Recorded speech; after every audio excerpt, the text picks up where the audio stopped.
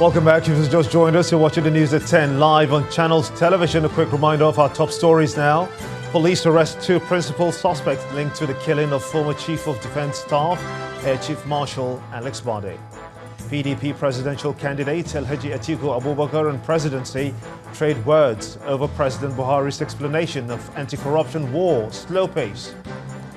Our review of key sectors of the nation in 2018 examines the state of the nation's security during the year. US President Donald Trump pays surprise Christmas visits to American troops serving in Iraq.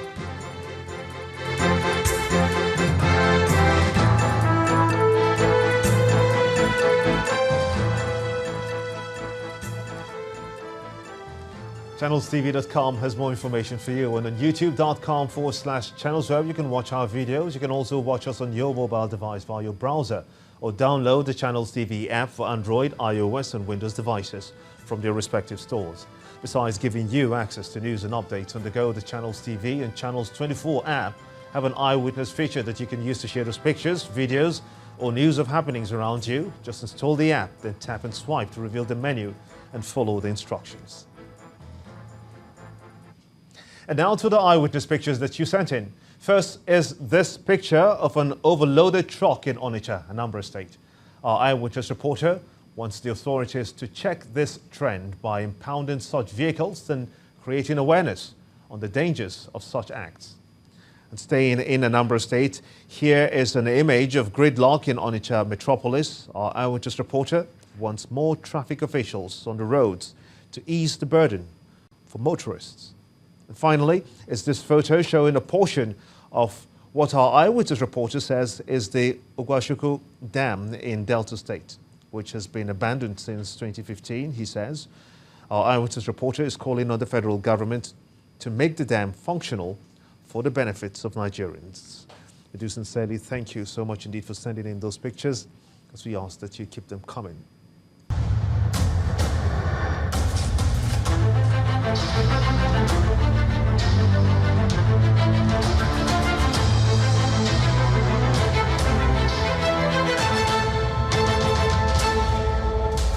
It's been a mixed grill of success and challenges for the nation's security sector in the year 2018. Well, in spite of the claim by the government that insurgents have been degraded by the military, members of the dreaded Boko Haram sect continue to unleash major attacks in the northeast. In continuation of our review of the major sectors of the nation for the year, our correspondent Amaka Okafo takes a look at the security situation in 2018. The Nigerian army and members of the Islamic movement of Nigeria, known as Shiites, have been at loggerheads since 2015. Some members of the sect were killed in what the army described as an attempt to assassinate the Chief of Army Staff, Lieutenant General Tukur Buratai. However, the sect has denied the allegation. The clash took another dimension in October 2018 when the sect clashed with the military in Abuja for 3 days. Lives and properties were lost and several people were left injured on both sides. While the military claimed it had decimated and pushed back members of the militant Islamic sect Boko Haram since 2016, there are still pockets of attacks in the northeast. It assumed a new dimension following the attack on a military base in Borno State. Several soldiers were killed in the attack.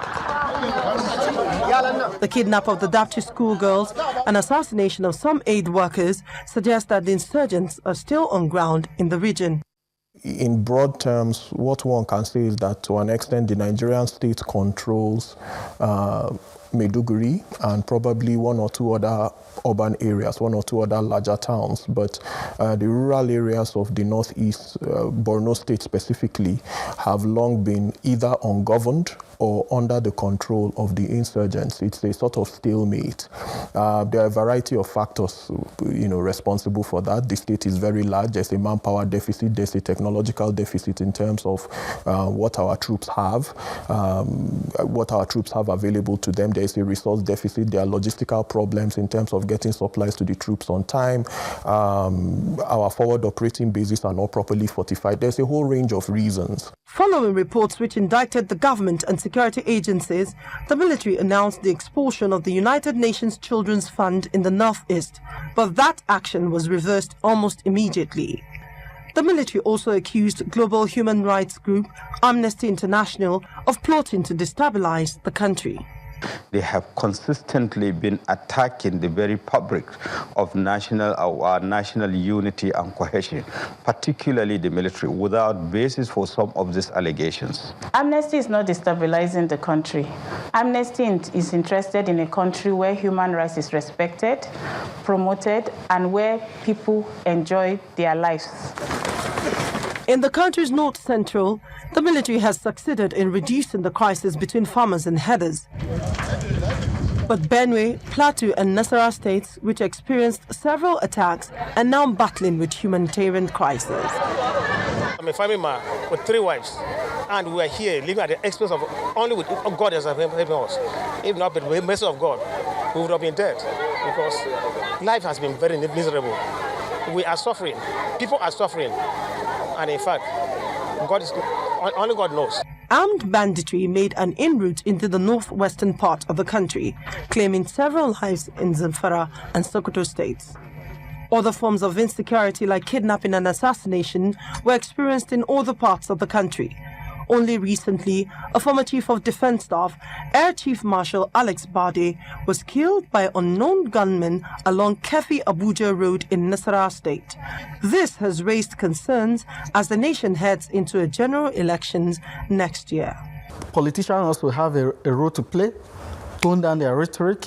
Lucky enough, both the main gladiators have chosen to watch their language. It has toned down a little bit. They should take it further. Then intelligence agencies should also wake up, so to ensure that some of those flashpoints are being noted and taken care of. The challenge for the government in the new year is to find the best approach to quell the insecurity across the country and conduct violent-free general elections. Amaka Okafo, Channels Television News. Well, let's examine this issue a little bit further. And I'm now being joined live from our Abuja studios by retired Air Force officer, Air Commodore Darlington Abdullahi. I want to thank you so much indeed for joining us on the News at 10. Security, no doubt, has been one of the major challenges we are currently facing in this country. But what's your assessment of this situation to this point? Despite looking at what the government has said it has done so far to try to tackle the issue of security?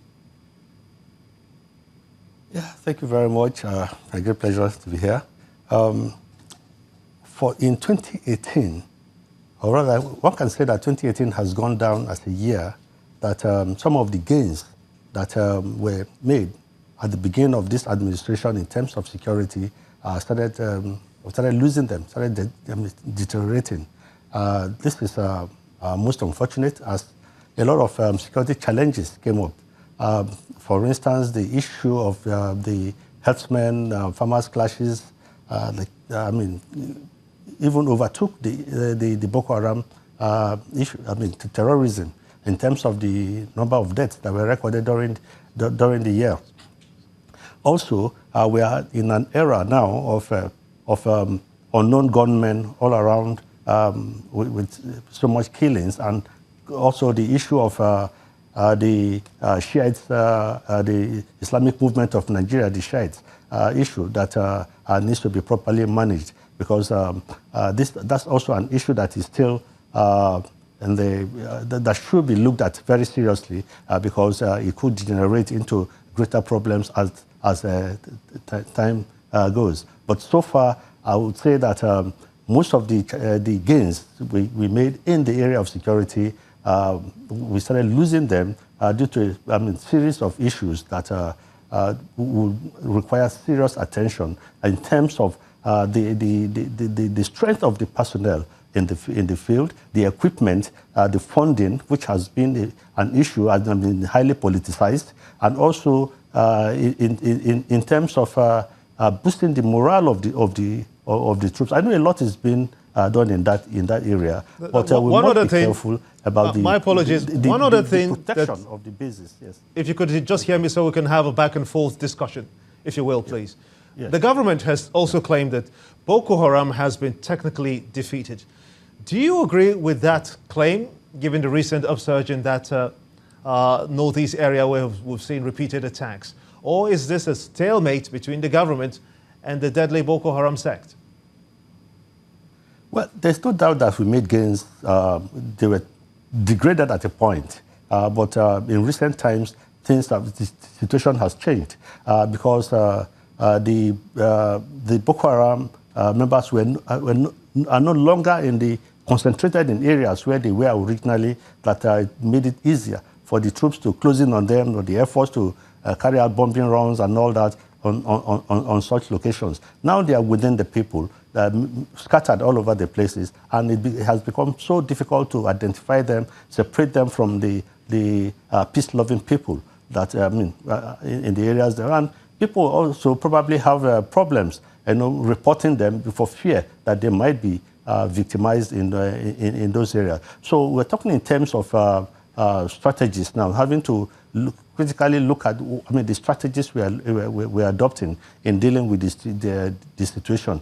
Talking in terms of the strength of the troops on ground, because as they are widely dispersed, so will the troops also need to be dispersed, and that makes it very difficult for them to cope with the situation if not properly, if they're not properly equipped.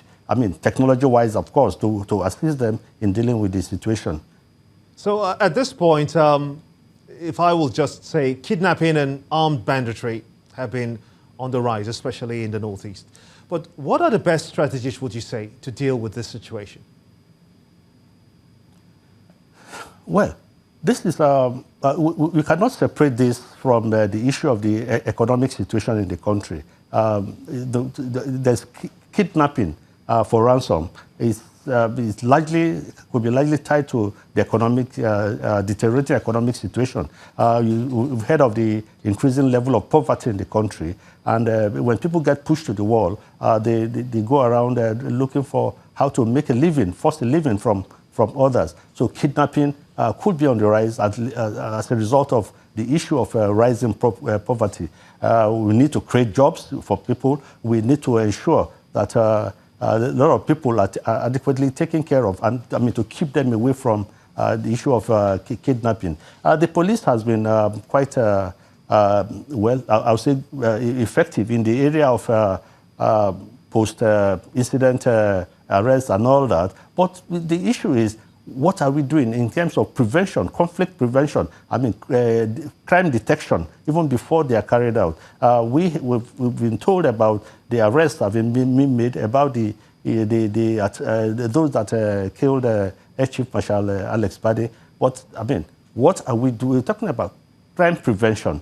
This is very important, and we need to look critically at this area. And that's to say that even the police themselves have a major problem with strength as well. That's a good place to let it rest. Air Commodore Darlington Abdullahi, a retired Air Force officer. Thank you so much indeed for talking to us on the News at 10.